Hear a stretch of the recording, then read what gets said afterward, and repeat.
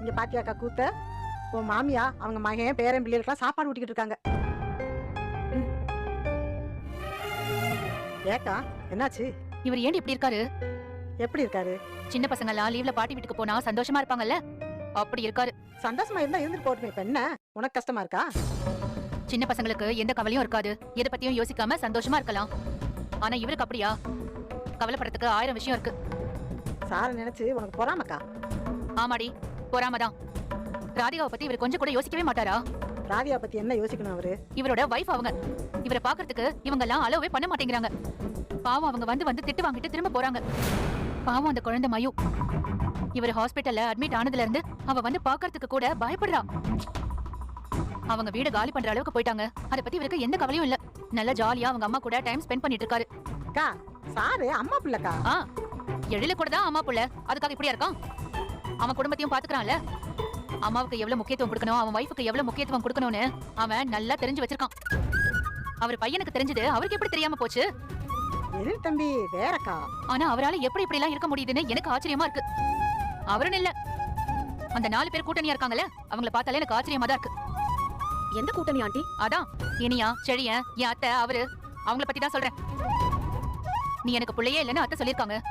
அவர் பண்றதெல்லாம் சரியே இல்லைன்னு செழியனும் இனியாவும் பல தடவை சொல்லிருக்காங்க. ஆனா கடைசியில இப்ப பாரு, எல்லாரும் ஒன்னாயிட்டாங்க. அவங்க பாண்டிங் ரொம்ப ஸ்ட்ராங்கான பாண்டிங் ஆண்டி. இருக்கட்டும், அதுக்காக ராதிகாவோட இருக்கிற பாண்டிங்க அவர் வடிக்க கூடாதுல்ல. பாவம் அவங்க அவ்வளவு வருத்தப்பட்டு பேசுறாங்க. சும்மா ராதியா கவுண்டி எல்லாம் வருத்தப்பட்டுக்கிட்டு இருக்காத. ஏண்டி? ராதியாவும் லேசுப்பட்டவங்க கிடையாது. ஓ வாழ்க்கையை புடிங்கி தானே அவங்க வாழ்ந்துட்டு இருக்காங்க. யார் வாழ்க்கையையும் யாரும் பறிக்கலக்கா. சும்மா பெரிய தியாகி மாதிரி பேசிக்கிட்டு இருக்காதக்கா. உனக்கு பண்ண துரோகத்துக்கு தான் கோபி சார் ஆபரேஷன் வரைக்கும் போயிட்டு வந்திருக்காரு. அந்த ராதியா இப்ப அவங்க ஹஸ்பண்ட கூட பார்க்க முடியாம கஷ்டப்பட்டு இருக்காங்க. நடக்கிறதா நின்று சந்தோஷமா வேடிக்கை பார்க்கறத விட்டு போட்டு பரிதாபப்பட்டுக்கிட்டு இருக்க. என்ன இருந்தாலும் அவங்க ஆண்டியோட ஃப்ரெண்ட் இல்ல. ஆமா, நம்ம திரும்பி நிற்கும்போது கழுத்தை எடுத்து விட்டு போறவங்க எல்லாம் ஃப்ரெண்டா? அக்கா யார பத்தி யோசிக்காதக்கா. நாளைக்கே கோபி சார் அந்த பக்கம் போய் எதுவுமே நடக்காத மாதிரி ஒரு புது கூட்டணியை போடுவாரு. அப்புறம் இனியா பாப்பா, உன் மாமியா, செடிய தம்பின்னு எல்லாரும் உன் கூட்டணிக்கு வருவாங்க. இதெல்லாம் வருஷ கணக்குல பாத்துக்கிட்டு தானக்கா இருக்கேன்.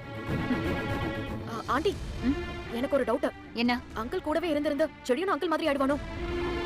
அப்புறம் ஃபியூச்சர்ல கண்டுக்காம போயிடுவானா? ஏய், அவன் அப்படியெல்லாம் போக மாட்டான். அந்த அளவுக்கு எல்லாம் நீ யோசிக்காத. எனக்கு என்னமோ டவுட்டா இருக்கு ஆண்டி. அவன் அப்பா இருக்காருல்ல, அவரோட அம்மா சரியில்லை. அவர் இழுத்த இழுப்புக்கெல்லாம் இவங்களும் போயிட்டு இருக்காங்க. ஆனா நான் அப்படி கிடையாது. நான் இருக்கிற காலம் வரைக்கும் கட்டின பொண்டாட்டிக்கு துரோகம் பண்ண என் பையனை நான் விடவே மாட்டேன். நீ விடுறது இருக்கட்டும்க்கா. செடியும் தம்பி இப்படிலாம் பண்ணா சனி விடாது. பலார்னு ஒண்ணு வைக்கும் தெரியும்ல.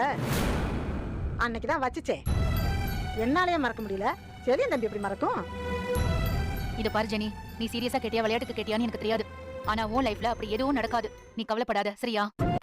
சரின்னு சொல்லிட்டு பாக்கியை பார்த்தீங்கன்னா இந்த கோபியை என்ன பண்ணுறது, எப்படி இந்த வீட்டை விட்டு துரத்துறது, அம்மா அம்மாங்க பாசத்துக்கேடில் மாட்டிட்டு நான் தவிக்கிறேன்னு என்ன பண்ணலான்னு யோசிச்சுட்டு இருக்காங்க. என்ன பண்ணாலும் வந்து அவங்க எப்படியான கரெக்டும் என்ன டிஸ்டர்ப் பண்ணாமல் இருந்தால் சரி, அவங்க எக்கடனா கெட்டு போட்டோம், நாம் நம்ம வேலையை பார்த்துட்டு இருக்கலாம் அப்படின்னு சொல்லிட்டு நான் மனசை தானே சமாதானப்படுத்திக்கிட்டு அவங்க பாட்டுக்கு வேலையை செய்ய ஆரம்பிக்கிறாங்க.